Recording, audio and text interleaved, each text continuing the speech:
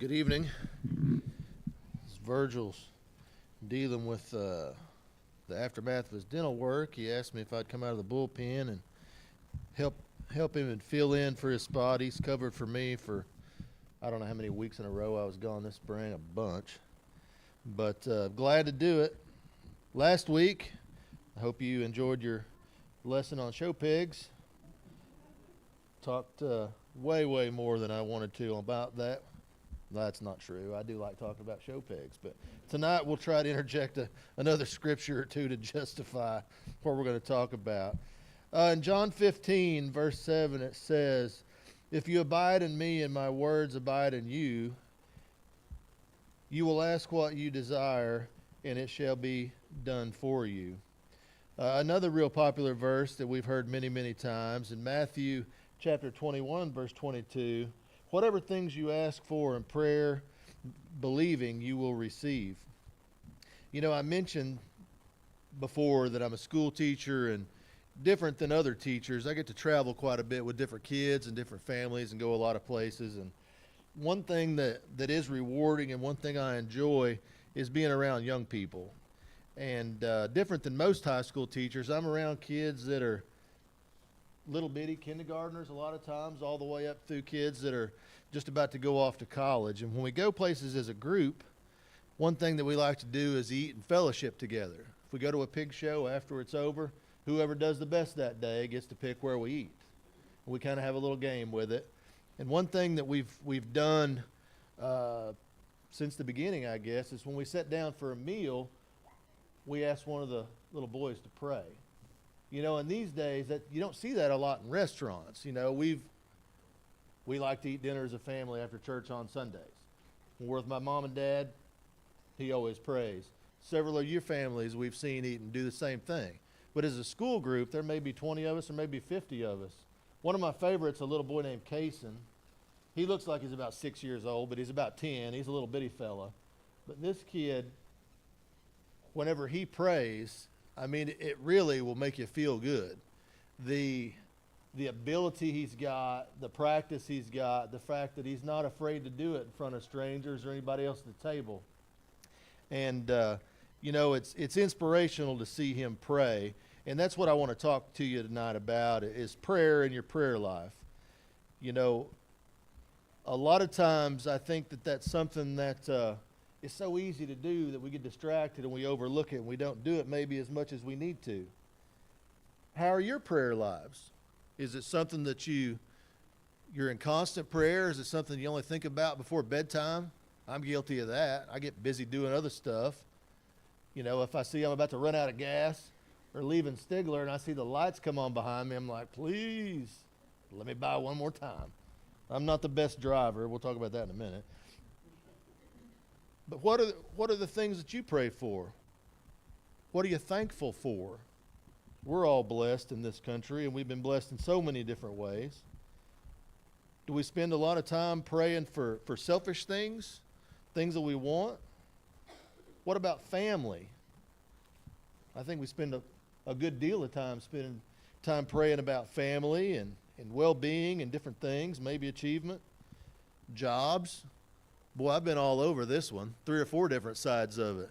Praying to get a job, praying to get a better job, praying that the Lord takes the problems away at my job. You know, I think selfishly we do a lot of that. What about health? Any of you pray for health every day?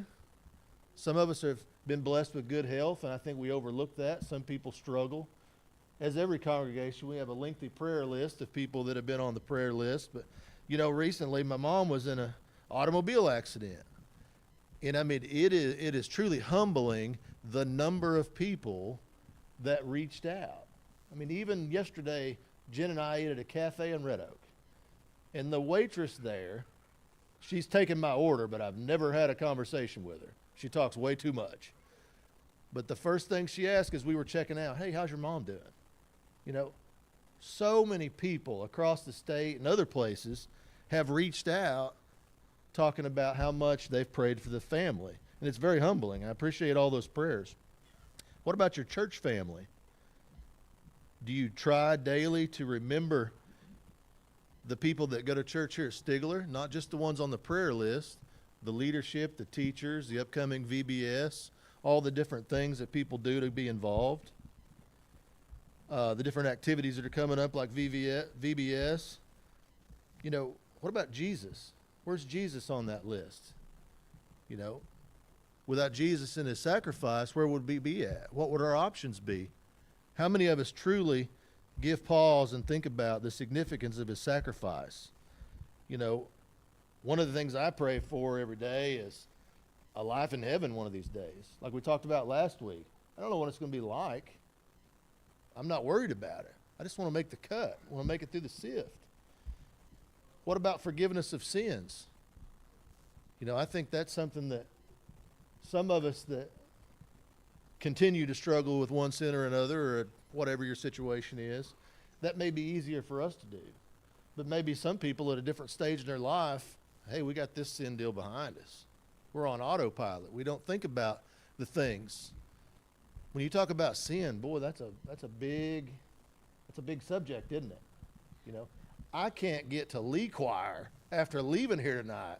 I can't get to the edge of town without speeding. You know, I could fill up the baptistry with tickets I've gotten over the years. It's just another sin. Whew. Need to work on that. Need to slow down. Been doing better though, hadn't I, Jen?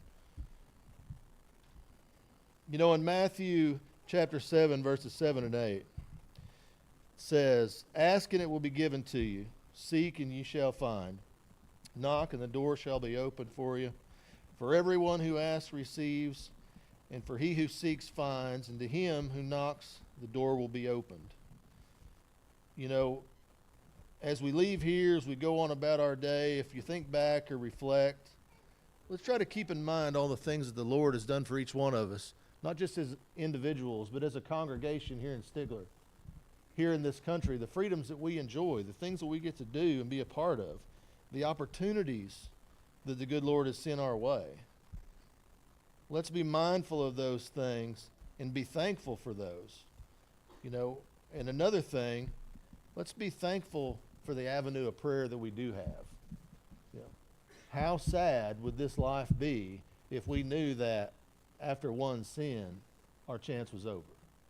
You know, how many people have lived on planet Earth from the beginning of time until now? And one has been able to live free from sin. That's not very good odds for us, especially no better than I behave. I'll close with this. Philippians 4, verses 6. "Don't be anxious about anything, but in everything, supplication by prayer and petition, with thanksgiving, present your request to God." Pretty good reminder for each one of us. Every day, multiple times a day, whether it's alone time, whether it's something that you just make time for, or maybe it's like me right before you go to bed. Give that some thought and continue to work on your prayer life. And when you do that, like I mentioned, pray for our church family, pray for the other individuals here, not just the sick. Pray for each one of us that we grow in the faith and become stronger, more faithful Christians. With that, we'll encourage you to stand and sing.